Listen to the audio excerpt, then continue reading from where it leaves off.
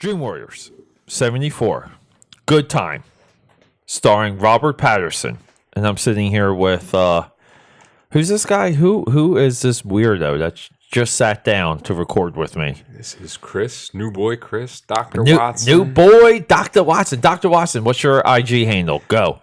Doc Watts O. DOCWATSO. Nice. All right, let's jump right into it because our previous episode was we just spent an hour throwing people under the bus with our last episode. So episode 74 is Look out. We're back on movie. So we're gonna hit that music and let's just go.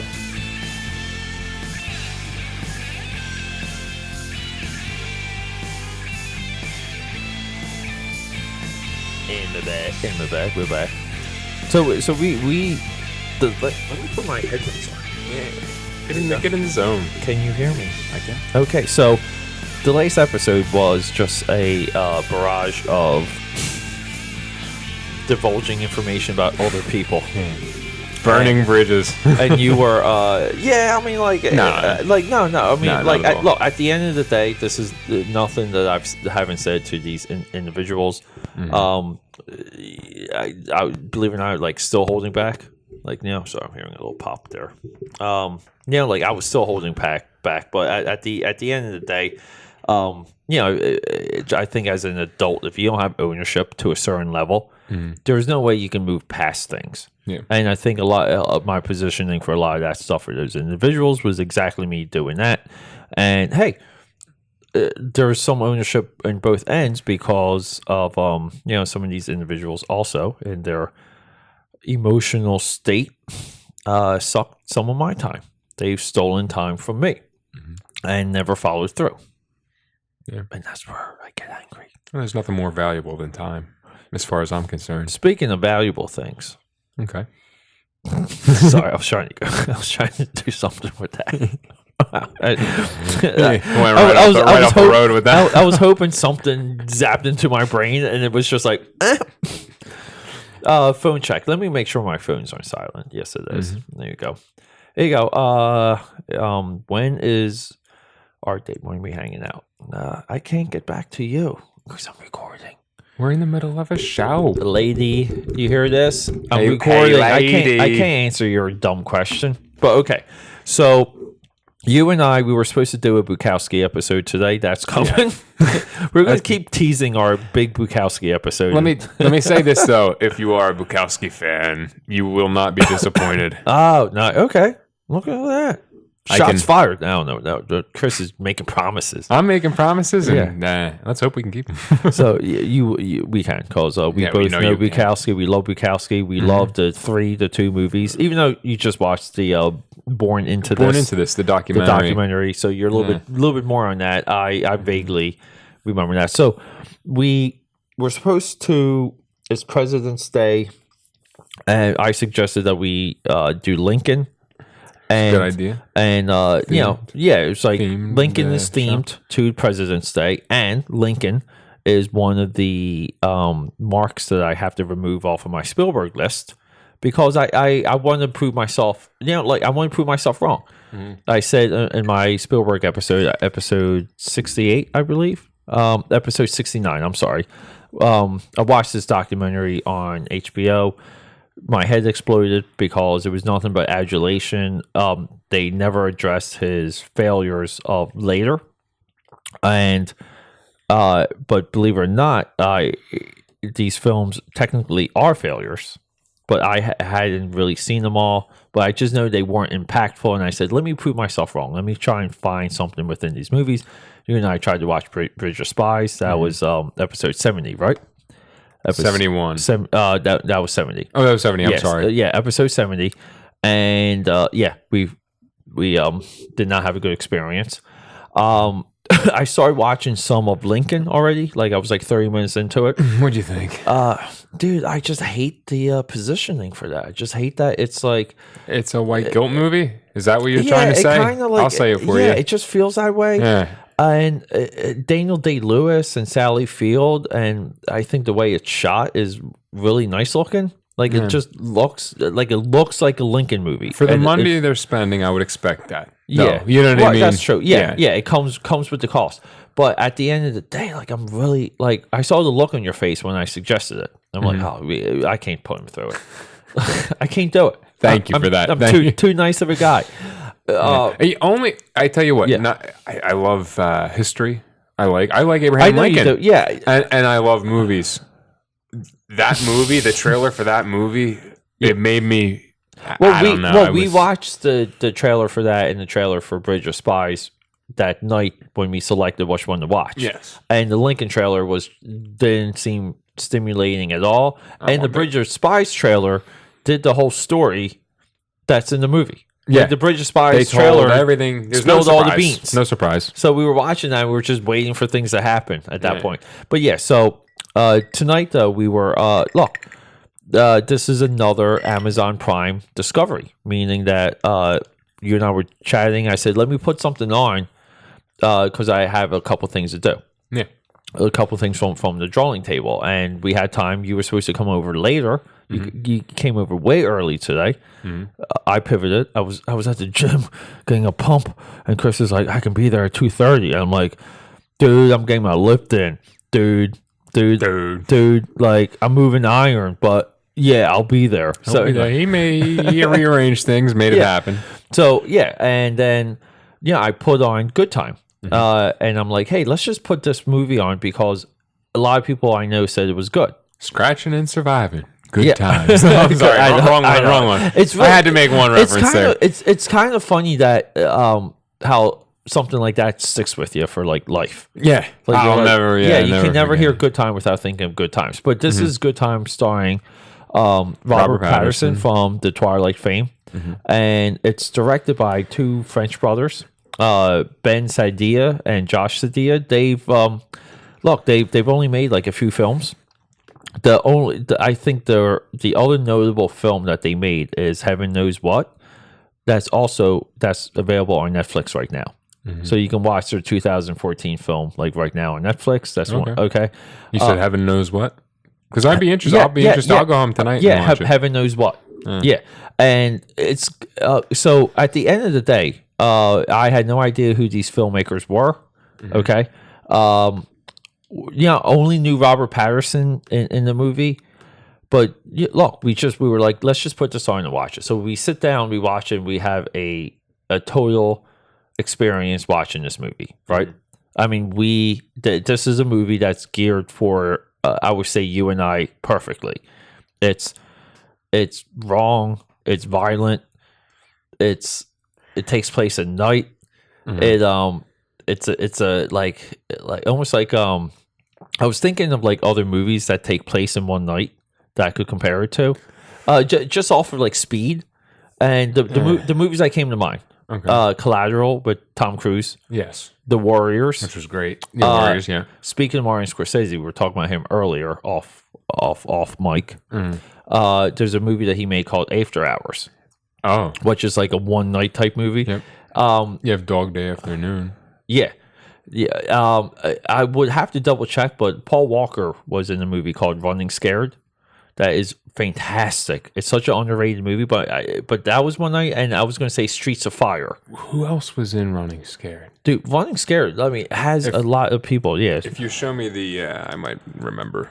Yeah, hold up here. You're talking about. Because it's... Yeah, I know, like, there's been, like, a lot of different, like, cover art. Hold up here. 2006. Yeah, here we go. Oh, Chaz Palminteri's in the movie. Paul Walker, Cameron Bright, Chaz Palminteri. It's a really good movie, dude. Dude, he's like on. They like hold him in front of a he's in like a hockey rink, and they wrestle him down, and they're holding his face down to the ice, and dude, like these like evil mob people. I think they're Russians, dude. They're slap-shotting hockey pucks into his face while he's on the ice. It's so savage. That's savage. I love on brutal. Yeah, so like this movie evoked a lot of the like the run all night type scenario. Yeah. Because it like you said, it did fall one into it was like a constant moving thing almost. Yeah, you felt like you were on this speed bender where it was like the night did not stop. Yeah, and and it's constantly like panicked and pressured and time sensitive. Yeah, poor decisions. We watched the trailer. and we were like, we liked the trailer. So essentially, this is like, you don't go full retard, but the movie went full retard. It did. Robert Paterson is the handicapped person's brother. Yes. They rob a bank. They get caught. The handicapped brother gets captured by the police, gets booked, goes to Rikers Island, and now is Robert Paterson's mission to get him out on bail or whatever way he can. And then like the movie has a great hook, great twist. I think like the real plot of the movie, which is what they didn't promote, which is you think he rescues his brother from the hospital because his brother gets beat up in Rikers. Yes. Okay, gets his face all busted up. Yeah. And he's in the hospital and he sees a cop outside of a door. And he talks to the cop, and the door's cracked, and he sees somebody with their face all busted. And it's all covered, and they're in like a neck brace and bandages, all these other things. Yeah. So he waits for the cop to leave, and he breaks out his brother, and then eventually, when he's about to have sex with a 16-year-old girl, because that's come where to find out later going. She's 15. Okay, yeah. So she's 15. He's about to have sex. This is where this movie is. The guy that he rescued is not the brother. Not the brother. That is like one of the random homie. A white homie. Yeah, random home slice. We were both like, yo. What? We were like really so awesome plot twist. This movie had one of the best plot twists in modern day. Because the way that it took the plot. So now it's like he's dealing with this other guy that has like drug connections and it just snowballs. Yeah. And I think even like at the end, like, so like the movie kind of like we stopped the movie at one point and we were like, all right, like how's this going to end? We stopped 30 minutes in and we said two scenarios. This is a spoiler conversation, but I really don't care. Like whatever. So the two scenarios was scenario A, Robert Paterson ends up where the brother is and the brothers ends up okay. Like they switch position. Yeah. And option 2 was that the handicapped brother has a tragic death due to like Robert Paterson's actions. Like that the movie was going to end more in a tragedy more than anything. So like the movie wraps up more with like column A, but like even like the ending like was like when that dude like fell from the building. I didn't expect that. Yeah. I didn't expect that. Yeah. So basically, like we were both like, oh, like, yeah. We were like the movie had, dude, we were like, movie had us at that point. Let me tell you something. I was hooked from say 30 minutes in.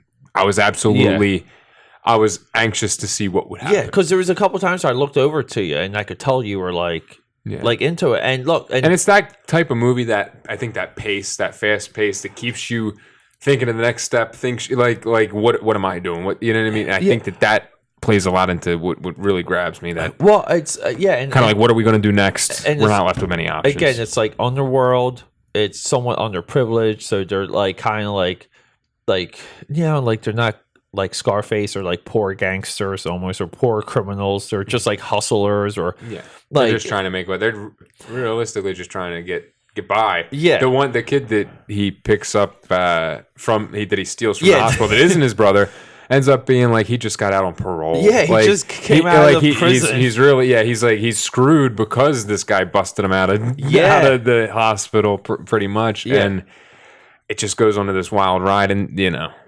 It's a wild ride movie that has like I love the like I don't know, like I would have to rewatch it, but the movie has like a use of color. Yeah, like like it kind of goes from like there's lots of pink and purples, and then it goes to like there's lots of blues. Yeah, they fluctuate. Yeah, there's not a common color theme to the movie, like the Bourne Identity, blue.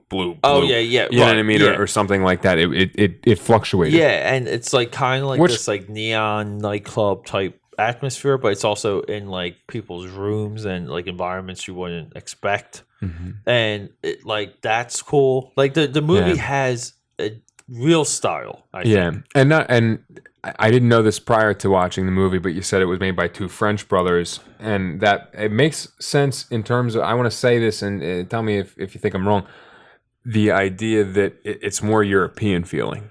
Yeah, in the way it's shot, because I've watched a lot of foreign films, a lot of French films in terms of like yeah, you know, I can't come up with any I would the say cuff, like but, so here's my perception of that, or like my take. So a lot of European movies that are like urban based are not like they don't have a lot of wide shots. No, a lot of things are close and more claustrophobic feeling. Have you ever watched the movie Irreversible? Very, very vulgar. No, but is that the one where like the dude's head gets decapitated by? It might be, but is there like there's a lot of rape involved. It was a foreign film. Look up Irreversible. There's a lot of rape involved. No. It's a very, very graphic movie. But I do know this. You know the movie. Wait, you know what? John Waters says that this is one of the most vulgar movies that he's ever seen. I saw it. Did I see this? You've seen it, absolutely. Because I remember the girl's hot in this. Girl's very hot, but it's the most brutal rape scene you've ever seen in your life. Did we watch this? We might have watched it together, and I watched it by myself. I think I know what happened. You know what happens in the movie. Wait, I think I know what happened when we were watching this.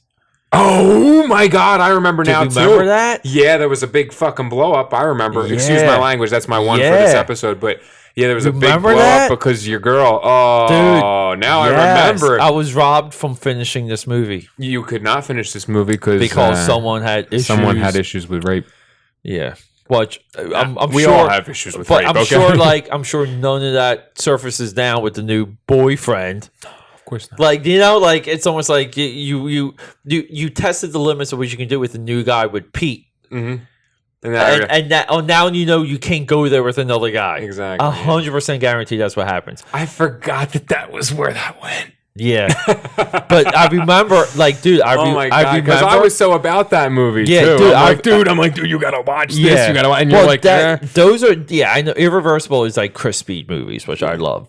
Because you're quick, you're hard, you want the blood, you want the violence. Violence, I want the grittiness. And the grittiness is a big thing, and the extremeness of I want the Clockwork Orange. The Clockwork Orange that I want you to really push the limits. I want you to make me almost sick, like for a cinematic experience. Because listen, I could go online and look up anything I want to make myself faint. You know what I mean? Listen, I fainted from seeing things online before. It's a dark, twisted web. It's a dark world. It's a dark world out there. But let me tell you Chris something. Chris is in the dark web. When you can get me to watch a movie and I'm like, and I'm cringing a little bit, I'm like, oh wow, this is a movie. Dude, this is a movie. I want you to take like, me through that roller coaster. Dude, I remember that girl's face gets busted and stuff. All busted up. She gets raped from behind, and it's in a hallway, and like some Dude, I remember, but that was like even one of those things too, where like, so like, look, last episode I addressed issues with myself and everyone else, and now, so now, but here's my thing now,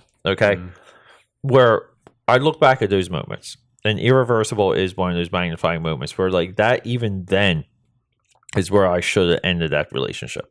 Yeah. Because it's not the first. That wasn't the first. It wasn't. No, it wasn't. But that was like still like another point where like I should have stopped it because and with how bad it exploded, like it was. Let me tell you something. It wasn't just hey guys, turn this off. I don't want to watch it. It was almost like you let us go to a certain point, and then it's an explosion. Yeah, it's an explosion of.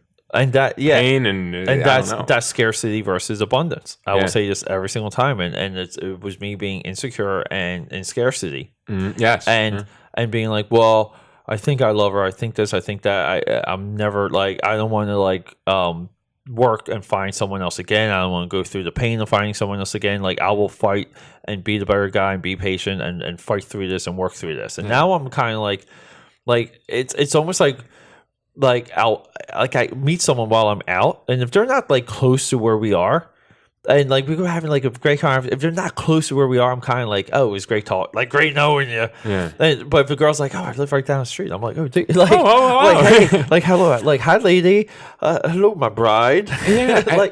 It's like my whole sphere's like totally shifted. Yeah, it's like, that's the thing with the newcome, like we talked about on the last episode, the newcome confidence that you have in terms of like your developed confidence is what I want to say. Not the new have, because you had confidence before. Well, it was always but it developed way more, and yeah, I agree. Yeah, I mean, like it developed, or it's like I harness it differently, or there's, like I think the ability for me to say no and reject. Yeah. What it does is like I don't really like it. Doesn't bother me because I'm like there's.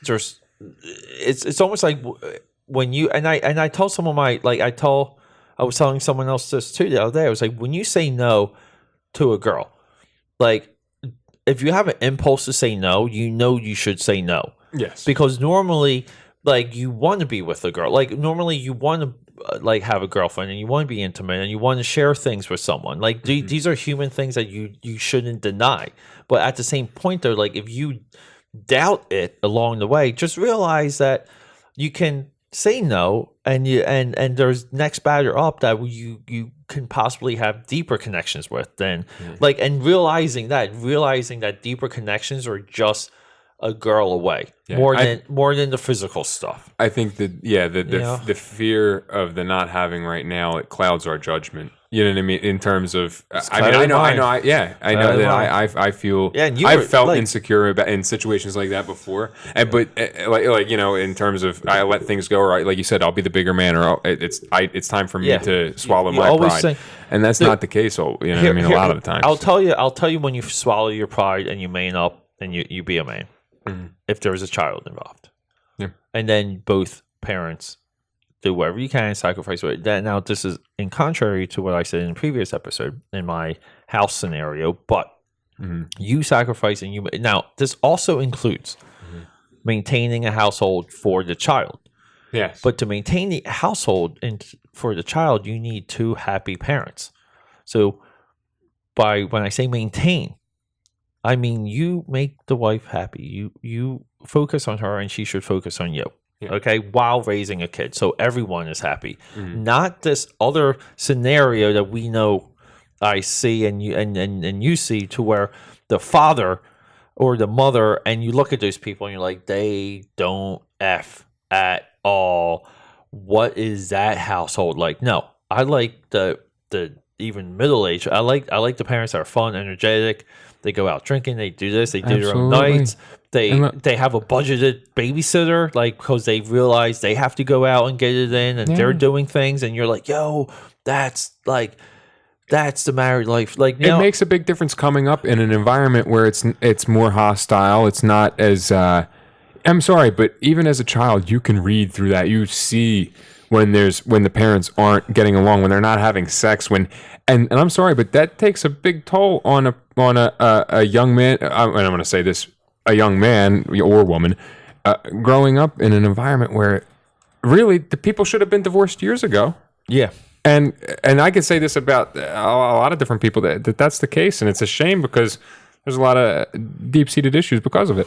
You know what I mean? Like, all right, you know what I mean? No. Let's just pretend like everything's okay. That's not the way to do it, and as far as I'm concerned. But no, 100%.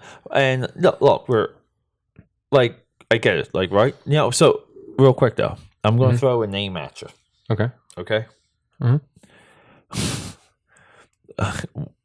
One O tricks, point never. One O tricks, point never. Does it ring a bell? One O tricks, ONEOHTRIX.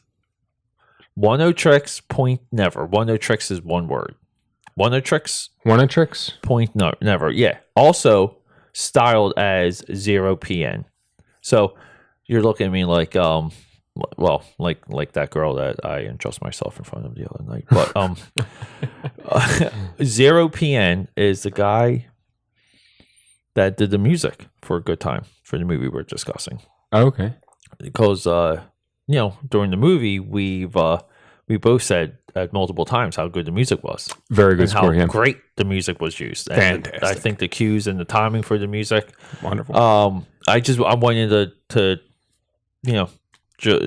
make sure you knew who that guy was, because we loved him. We were really into what he was doing.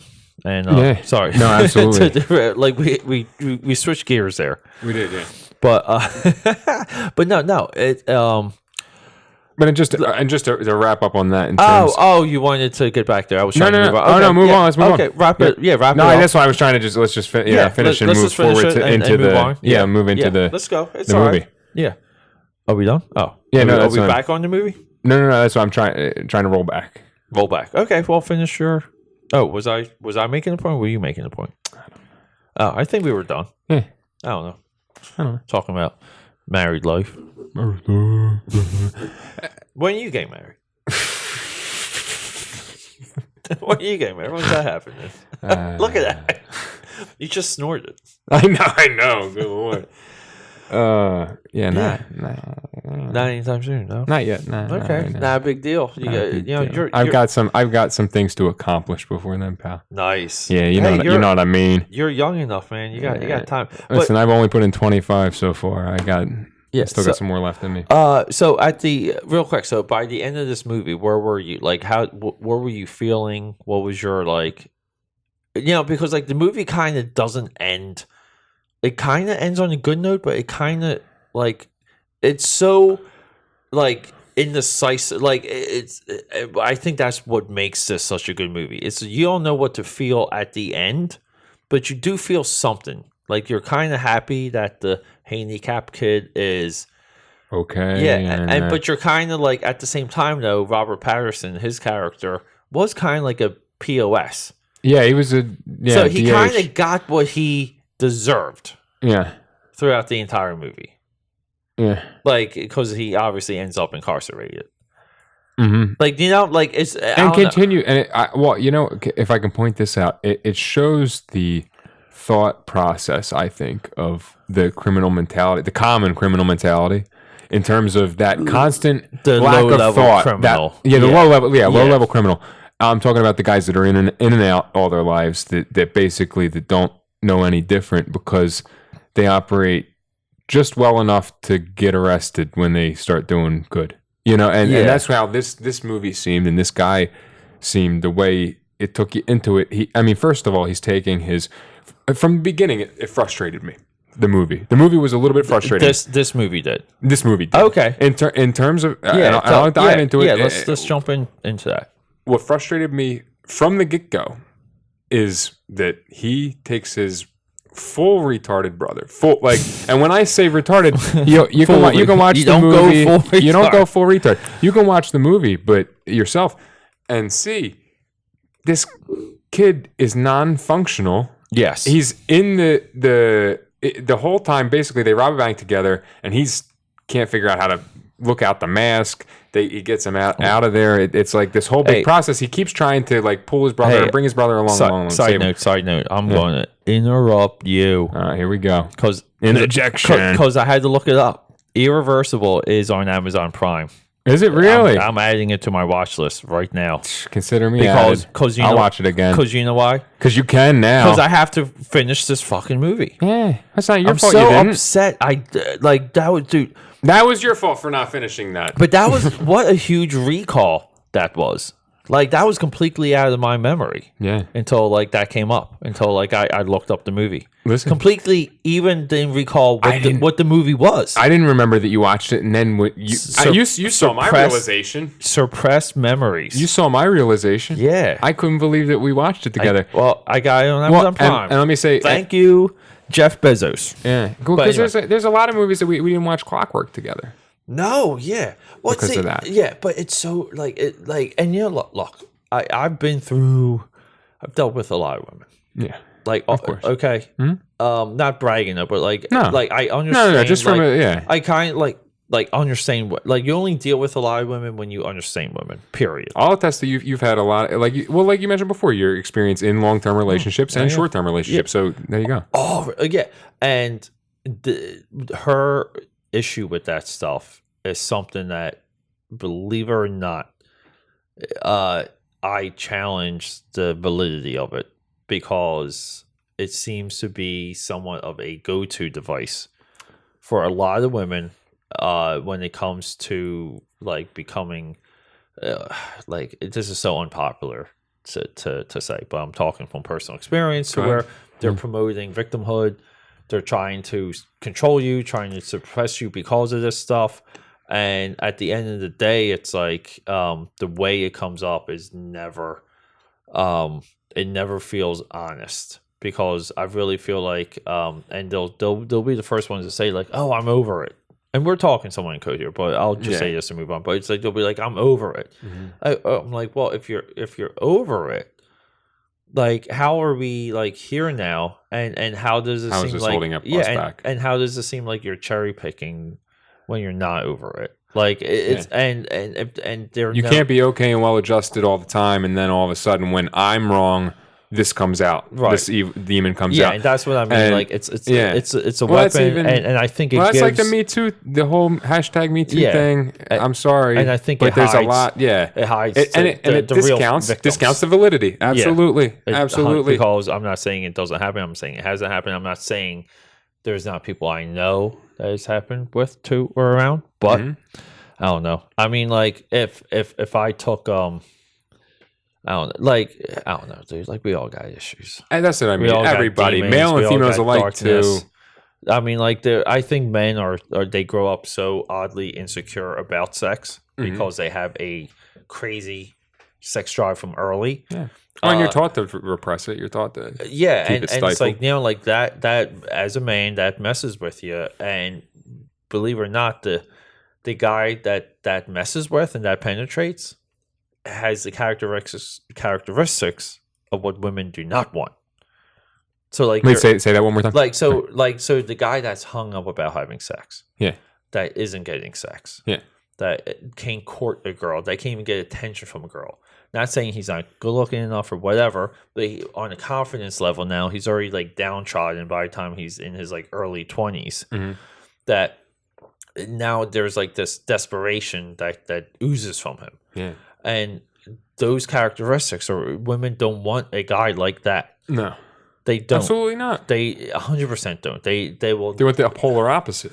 Yeah, and they may admit it, they may not. Most of the time, they will not admit it. So, like, it's this deeper like cycle when it comes to when you're growing up as a guy, because like your view on sex is like you're not supposed to like sex. You're not supposed to pursue it. You're not supposed to look at women a certain way. You're supposed to do this. Like, there's like these societal constrictions now that are just like, even now, moving forward, I think a little bit more harmful, a little bit more like long-term, like it's a long-term step back, because it doesn't embrace men's desire to have sex. Yeah. And it's really weird, because there's nothing wrong with wanting to have sex, and even for women, I don't think there is. And I think that that's sort of just where I was going to say the same thing. Another thing is the women's libido. It's like you get crucified for liking sex as a woman. Yeah, and the thing is, I tell girls this all the time. I said, look, the only reason why you can't admit to loving dick is because you're going to be labeled as a slut,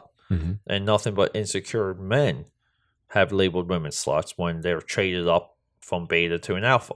Meaning that when a girl says, I'm done with you, I want this guy. Technically, that could have been my case with my exes. Yeah. Okay. Not anymore. No. Not anymore. Because I go to the gym. And I move iron. And that's what it's all about. He's so big. Okay. But no, but that's like really like what my point is. It's like, you know, insecure men labeled women sluts when they were traded up on. So now women, there's like a generation, multiple generations of women that were beat up, labeled sluts, and now we're at an age where women came into, even though we're in a sex revolution, in my opinion, because as far as you're concerned, well, contraceptive is everywhere. Yeah, there's a 3-day-old pill. Yeah. Like a 3, it used to be a 24-hour pill. Now pill. I know. I know. Plain B is 72 hours now. Pretty soon it's going to be... Yeah, it's going to be a fucking week long. Yeah. I could fuck for a week. Pretty soon it's going to be like 18 years. You're going to have like a full-grown kid. You're going to take a pill. And the kid's just going to disappear. Okay? Yeah. It's like Marty McFly in Back to the Future. Exactly. Yeah, and everyone's everyone has contraceptive. Everyone's tested. Yeah. Birth control is available like everywhere. So we're in this sex revolution, and the only reason why it's not really a real sex revolution is because the side of the female is they fear being labeled. And now we're in this other era of men being attacked. You know, sometimes truthfully, sometimes or whatever. Like, you know, like okay, but it's that truthful or not, it has an impact. Yeah. And the impact now is going to be we're going to have men paranoid, and to be men to be man to woman. Yeah, to be a man to a woman, they'll be paranoid about that scenario. Yeah.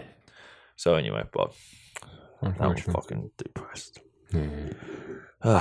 Well, anyone out there that wants to see the guy from Twilight in a really good crime movie that takes place at night, go see Good Time, because I'm just going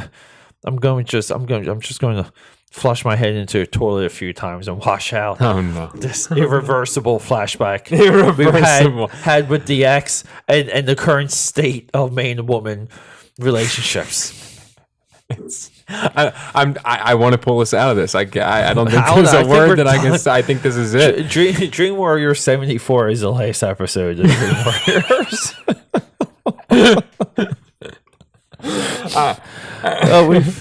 You're welcome, people. We are done. I mean, all the listeners are going to be upset. But on this one poses a lot of questions. I know. So please post your questions, and we will address all of them next podcast. I'll tell you one thing. What's that? We were able to, because I don't really edit episodes at all, but we recorded like almost a suppressed memory in real time.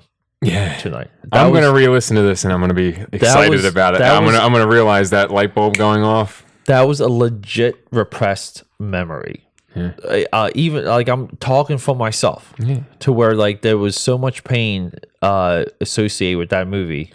I've repressed it. Yeah. You know? And I mean, we had a few situations like that we had to repress. Well, there was so much more like turmoil like in the beginning of that relationship. Yeah. It was always like it was an end all be all, like this big like crushing like weird, and I was always in this weird place where I felt bad, like I'm like the destroyer of relationships, you know. Side note though, I'll tell you what was awesome. What? When you brought what's her name over that night? Who? Tifa? Yeah, you remember that? Yeah, I remember. And it's like, and it never came up like that. I had like relations with her. None of it. But it was like the funniest that thing. Was so we're all hanging out and like her and I are meeting each other for the first time, and everyone just went along with it. It was like nothing ever happened. This is awesome. This is like the funniest ever thing. That was so. I guess she don't like me because I always request her on like social media because she always. Do you? She comes, I haven't talked to her. I haven't talked to her since then. Like I feel bad. She comes up as a suggestion all the time. Do you? I think I know I see her on Snapchat. I don't know if she follows me back, but I'm never on Snapchat because it destroys the battery of my phone. Oh, okay. But I've requested her on Instagram, and she comes up as a suggestion on Facebook all the time. I don't know, man. Okay. I don't know. I haven't talked to her, but I mean, I know that there's people that she associates with that don't associate with me. Obviously, yeah. I tend to be the villain in a lot of stories. Oh yeah, a lot of stories that are told. I guess like I am too. And I wanted to say this. Yeah. There's a lot that you could unrepress from my memory. With some small, there's a lot that I don't remember that you could just say words and I think we had Mark here multiple times where Mark and I went out drinking. Like we watched the movie, we went out drinking. We came back here to record, or we recorded the next day. And he doesn't remember most of the night where him like doing things and arguing with people and saying ridiculous things. Like I said that I don't remember that. And I'm like, it's like you did do that, Mark. You know, but he's another one. He gets like brown out drunk. He's a brown out all the time. Yeah. But that's why I loved it the last time. And I see, I'm like, is that what I used to look like? Yeah. And it was. 100%. Yeah. And it's nice not quite being there. I'm not going to say. Well, one of the things I always practiced, and maybe, this is my fault. Mm-hmm. And it's hard for me to really 100% own up for it being my fault because it wasn't my intent, if that makes any sense. Mm-hmm. But my get hype, let's drink, go out attitude. I think sometimes created like an era of like having to do things and keeping up and going overboard. You know, like with multiple people, like not just you, but multiple people. Yeah. And I can, yeah, and like that's never like the idea. Like, because like, you know, Mark and I kind of have had similar arguments, discussions, and it's never that. It's always like, let's just be excited, and that's what I'm trying to do. I'm trying to like control the frame. Yeah. But at the same time, it's like, it's not up to me to know like what your alcohol limits are. You know, and like that's kind of like where like I can own up to like the attitude in the air, but like I don't know, like because I can remember but this not just being with you, with anybody, even myself. There's always that extreme energy before anything bad happens when I drink. Like there's that this is awesome, this is going to be a good time. Yeah, energy, and then all of a sudden, I guess.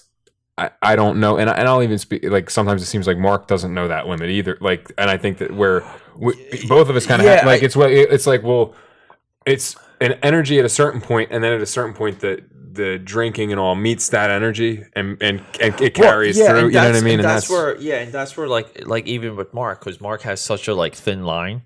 You know, like, and it's just he goes from one drink to the next to where he tips that. Yeah, and that's what I mean about like, I don't have control of that, and it's not your fault either. Yeah, but like I do take responsibility. I take like some of it, because like I am still the engine, like still like the provider almost. It's like usually like my resources that we're using for these, like, you know, but then again, you got like that on your own. Absolutely, and Mark has multiple times, and other people as well. Yes, like, and that's where I'm just like, there's something else. There's like a psychological impact. There is, like, there's deep seated. For me, I'll speak only for myself. There's deep seated issues that cause that reaction at a certain point. I'm not saying in drinking in total, but I'm saying at a certain point. Yeah, and it's super obvious. When you see it, especially when you're with a group of people, and like one or two people are this way and the others are not, it's very easy to see that, you know, like the alcohol is just like peeling back like a scab, or almost, you know, like, and I don't know, like maybe because it like seeing that stuff too makes me look into me. Yeah, and I go through like what am I feeling like when I get hit by alcohol, or like you know, like what, like, you know, like, or why do I pull back when I think I'm getting to a certain point, and I'm able to like draw it out more, like kind of like what Kirby like kind of does, where like he can go all night because he pushes and pulls back and pushes and pulls back, and that's a good way to know, like, you know, knowing your limits and knowing your limitations. Yeah, and but the reasons why I do that are also like psychological, and you can view that as like positive or negative, because like the vehicle I have in my body to drive that like ability is coming from like me not wanting to give up control. Yes, like, and these other things, and you're like, oh fuck, like you don't want to give up control, like you don't have a good time, like you're gonna do this, do that. It's like, wow, that's tough for me to give up control, like, you know, like, and I'm like, but that's also harmful. Like, it doesn't matter. I mean, well, yes, but like, you know, like here's the thing, like to be able to really let loose and be like you're amongst yourself, like within your own frame. Yeah, that's a tough thing to do. Okay, now can you do it with alcohol? Yes. Should you do it with alcohol? Yes. Like, does alcohol help at times? Yeah. Like, it's this weird like nebulous zone. Yeah. You know, I try and do it like with like to get there without alcohol. That's why I have like whole routines before I go out. Like, I want to get into like a frame, and I think that I'm not relying on the alcohol to get me cheerful. And I think that has a lot to do with it too. It's the base, like, you know what I mean? It's that core, like, if you're happy with yourself and if you have other things going. Because me personally, when I have other things going, when I'm happy with myself, or there's some other driven force besides that alcohol and the party and everything else, I can still have fun. I can still enjoy it.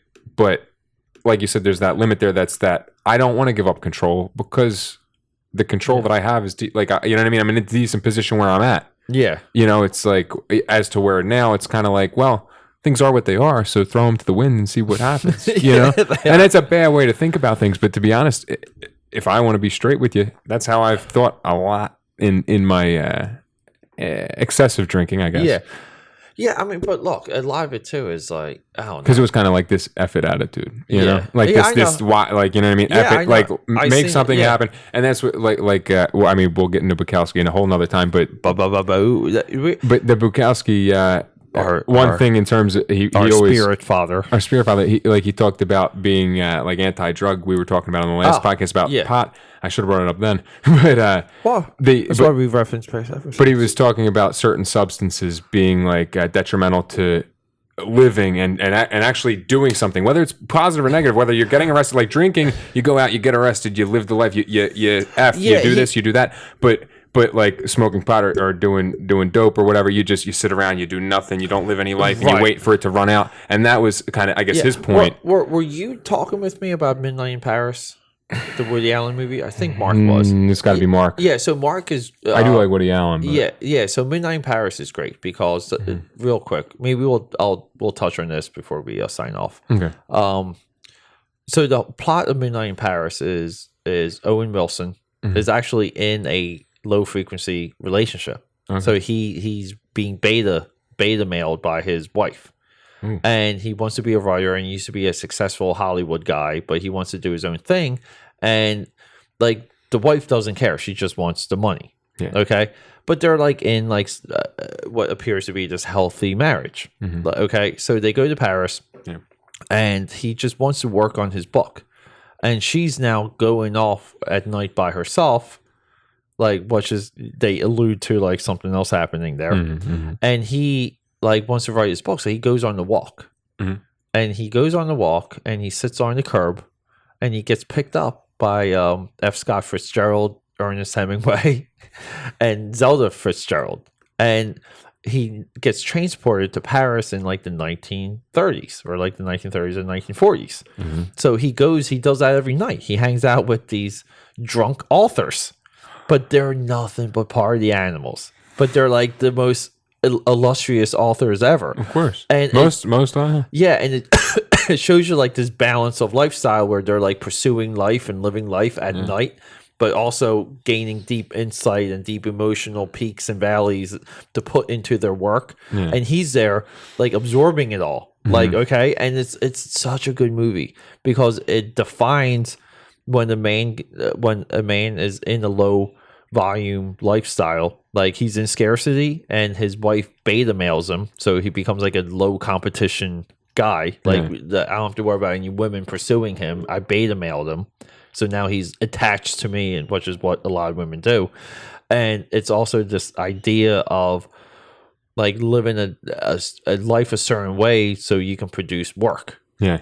Which, if you're that type of person, that is how you should be living it and what you should be doing. Yeah. Okay. So, and it is such a delicate, like artistic expression. Like it is one of the best screenplays I think ever. Really? Okay. Yeah. Midnight in Paris. I might go home and watch it as soon as I get in the door. And it definitely says a lot coming from Woody Allen, because Woody Allen does nothing but fantastic screenplays. Yeah. Like I would say Midnight in Paris is one of his most imaginative, expressive, like lens. Like Owen Wilson is so many men in that movie. It's ridiculous. So and one of my favorite scenes in the movie is like he hangs out with this muse that Picasso uses, this young girl that Picasso is using for his paintings. And he just did this painting of her, and they have this like moment, and they're like, you know, like kind of like falling for each other. Okay, yeah. But he goes back home, and the next day he goes to a museum with this guy that the girls love because he's so like knowledgeable and he's like this kind of like alpha male type guy. Okay, but he knows about the museum and the paintings, and he's giving him a tour of the paintings, giving him like a lecture on every painting, until they arrive to the painting of the girl from the previous night that Picasso just finished. And he interrupts the guy, and he's like, no. He's like, this girl was an inspiring opera singer. And he starts adding all of these, and they look at him like he's crazy. But, you know, he's right, because he was just with the girl the previous night. It's like the funniest thing. And his wife is like, oh, shut up. Let such and such talk. He knows more. Like, and she like shuts him up. She shushes him. And you're like, oh, beta male. Wow. Yeah. Like and that's why the movie's so good. I'm gonna have to watch it. I'm gonna go home and watch. You said it's on Prime. I think it's on Prime. Nice. I think it's on. Let me see if it's on Netflix. Yeah. But Midnight in Paris is. When I first saw it, I was like, "Oh, this is really cool. This is really good." Because I like Woody. I like Annie Hall. You know what I mean? The typical Woody Allen movie. But I'm a huge. Oh, it's on Netflix. It's on Netflix. Oh, nice. Yeah. You don't use my account anymore? No, not yours. Nah. Oh. I wasn't able to at a certain point. Oh, really? Yeah. Eventually. Oh, I may have had to change my password or something. Yeah, I think they updated the credentials. That was probably it. Yeah. And I don't know, but I'll give it to you. Yeah, well, I have somebody else's that I'm piggybacking on. That I'm riding those coattails. Okay, and it's not on Prime. It's not on Prime. It's not on Prime. Okay. Yeah, okay. But it is on Netflix. It's on Netflix. Yeah. So check it out on Netflix. Yeah, and like I would, because there's my other favorite part of that movie, other than the part in the museum. I forget what the context of it is, but Ernest Hemingway and like. It's Hemingway and someone else. Might have been, I forget. Okay, but they come into a room and they got bottles of alcohol, and they're portraying Hemingway in the way that Bukowski criticizes him. Like, so Hemingway's like this super masculine guy, and Bukowski's like he's not. Like, you know, like Bukowski hates Hemingway because of like the image of Hemingway, and then Bukowski says he doesn't really like his books either. Like, he doesn't like him as an author, but whatever. Yeah. So they come into a room and they got these bottles, and whatever the exchange is, I just remember Hemingway like looking like around his shoulder, and they're like the scene's about to cut, and he goes, "Who's ready to fight?" And they're just like drunk dudes looking to fight someone because they're so awesome. Lit. Yeah. And I'm like, like, it's so funny. And it's almost like they're portraying Hemingway like as Bukowski. That's funny. Like, which is kind of like, and to me, there's like, that's such a dynamic thing, because knowing Bukowski's criticisms of Hemingway and how Bukowski lived. And now to see a Bukowski-esque Hemingway, it's like the best. I love it. Cracks me up. But that's awesome. Watch, good time. Yeah. Oh, and one more thing. Speaking of Woody Allen, they touched into the old underage part in this movie. The old Roman Polanski. Yeah, we're going. Yeah, this is a Roman Polanski Woody Allen movie. Yeah, right. Yeah, because this girl, first of all, she says she's 16, and then she ends up being 15, and they're nearly getting and busy. then he's trying to pursue something. But I do think I nailed it though. Like, when that scene was happening, and I said, if this is really what you think is your last night on Earth, thinking like you're going on the run. Yeah. And you're trying to like save your brother, and you're doing anything possible, like criminal, whatever. Like, this might be the night you die. Like, who you don't care at that point. But then I said, if he does it and he lives, then it's awkward AF. AF. And then it's like you're losing in this situation, buddy. Yeah. But no, I don't condone it. Okay. Signing off. 2 movie recommendations. Good Time with Robert Paterson. Irreversible. Available on Amazon Prime, and Irreversible. Also available on Amazon Prime. And I can't believe that's on Prime. Let me say that. Because that's banned in a lot of countries. Yeah.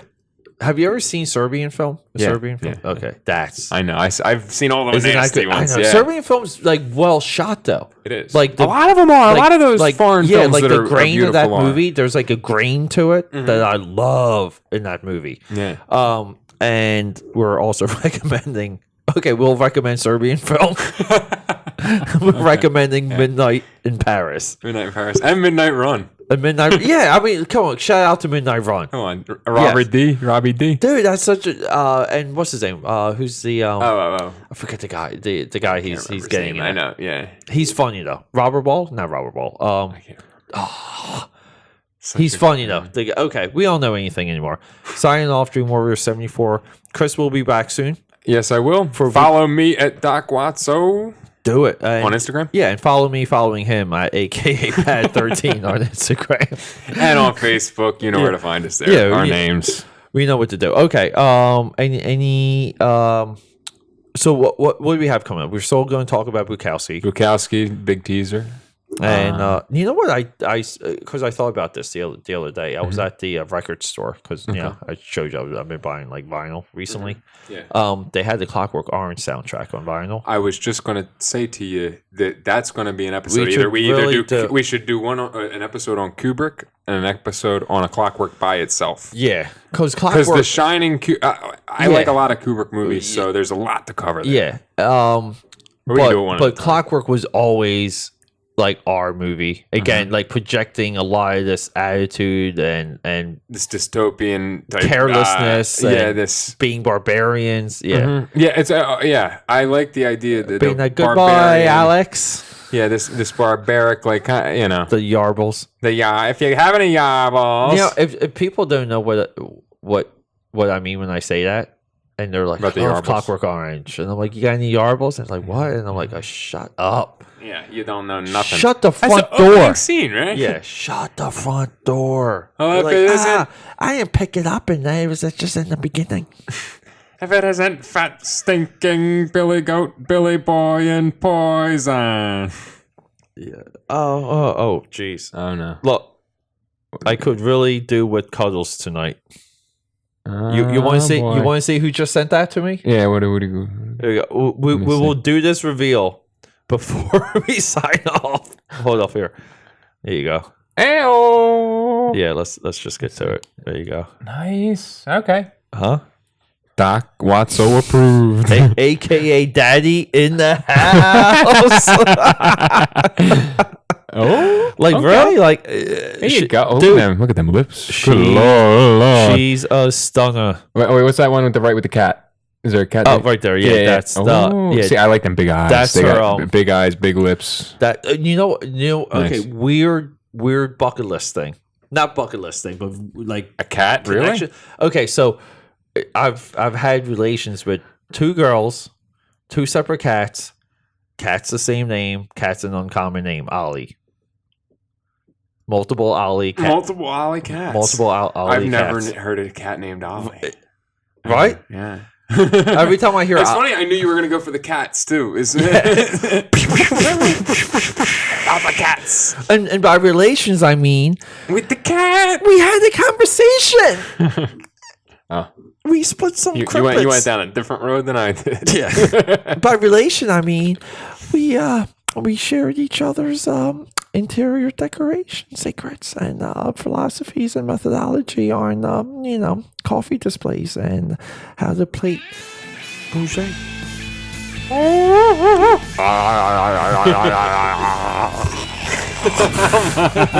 How much longer is this sign up going to take? No. I love it.